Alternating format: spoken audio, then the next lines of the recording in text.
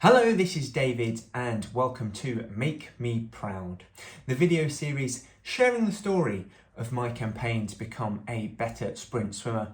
And in this episode, we're going to be taking a look back at my 50 metres butterfly race from the European Masters Short Course Swimming Championships, which took place in Madeira in November of last year.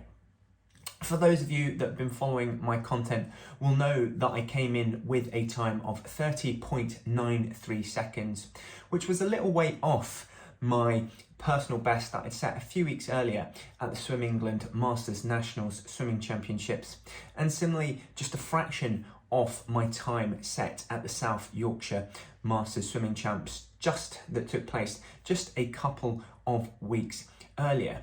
So in this episode, we are going to be conducting a technical analysis of that race to see what went well and in which areas I can improve. So if you give this video a like, I would very much appreciate it. And remember to subscribe to my YouTube channel and follow my Facebook page so that you know of whenever I upload any new videos. New Make Me Proud episodes come out every Sunday evening, but otherwise, without any further ado, let's dive right in to today's episode.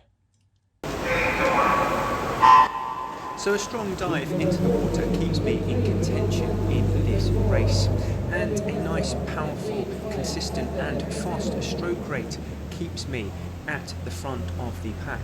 However, a poor spotting of the wall at the 25 means that I lose quite a bit of time.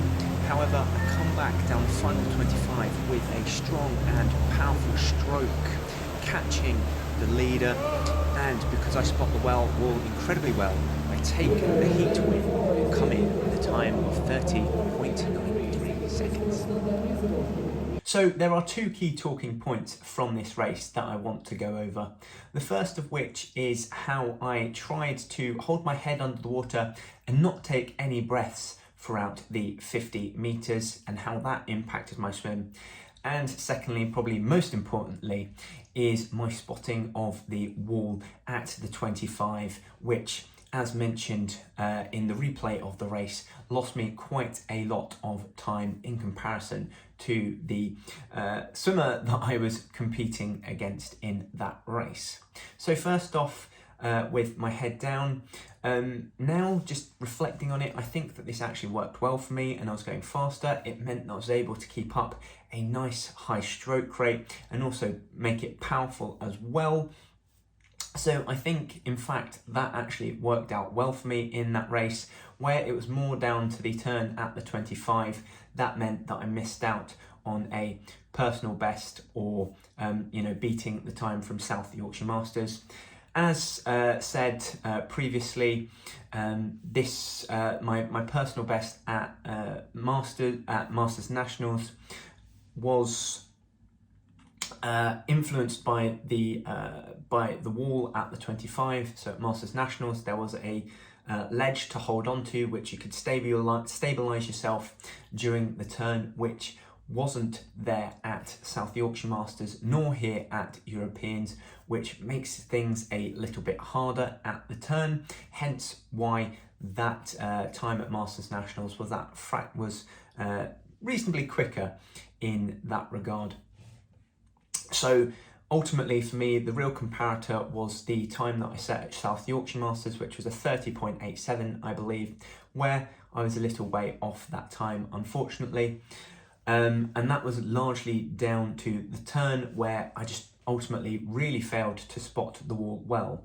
Now, this may be where keeping my head down over the first 25 really didn't work out so well for me, because it meant that I was unable to spot the wall and therefore unable to control my stroke in a way that meant that I'd really get a good turn. I had to take a little half stroke there in order to make sure that I touched the wall in the correct manner before turning around and pushing back off again, which resulted in me losing probably about half a body length. So had I actually spotted the wall well, I might have been on for a personal best there, despite the fact that it was a timer pad instead of a ledge, which is a little bit of a disadvantage when you consider the two pool formats So maybe that's something that I need to practice on, is spotting the wall whilst keeping my head down in the water on the first 25 to make sure that I spot the wall correctly.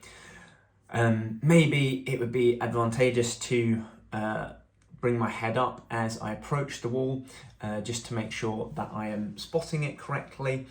However, the disadvantage to that is that I may lose a bit of power to that. So that's something that I'm probably going to have to tinker with in training in order to get that better. But I do think that there's something there to keeping my head down, at least over the first 25, and if not, as far as I possibly can over the duration of the 50. And I'm unable to do it on a 50 freestyle the entire way.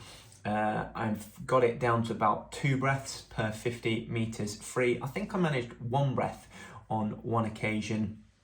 But yeah, still something that I need to work on and improve, so that I can manage that whole 50 without taking a single breath. But otherwise, it's a swim that I'm incredibly happy with. It's another one under 31 seconds. It's my third of that type, so incredibly chuffed in that regard. So yeah, a very good 50 meters fly swim. So that concludes today's technical analysis, and remember, if you spotted something that I haven't technique-wise over the duration of that race that you think I could improve on, then please let me know in the comment section. I really love hearing feedback from you, and it's actually incredibly helpful when it comes to helping me to improve my stroke. So if you have spotted something that I haven't in this video, then please post it in the comment section. Otherwise, that's it for today's video. I've been David Westcough. Thank you very much for watching, and I'll see you again next time. Subscribe to my YouTube channel and follow my Facebook page so that you know of whenever I upload any new videos. Similarly, who else might enjoy this video? Please share in the swimming fun by either tagging them in the comments below or clicking on the share button. Otherwise, check out westcough.com.